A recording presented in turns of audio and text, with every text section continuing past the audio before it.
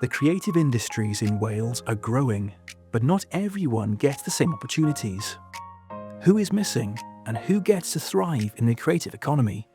As part of Media Cymru's research, we spoke to creative professionals across Wales to hear directly from them.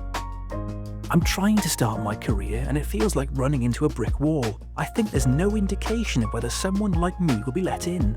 People told us about barriers, working cultures that lock people out, networks that feel closed, and systems that don't work for all. But they also shared their successes and ideas for what fairness could look like in action. The main things are attitude and leadership. When people want to support change, that helps tear the initial barrier down. And what we've seen has been largely positive. At Media Cymru, we're working to understand and strengthen the practices and cultures that enable fair and thriving creative careers. Inclusion is really just the first step. To thrive, people need to feel like they belong. The creative future of Wales should belong to everyone. We need to build it together.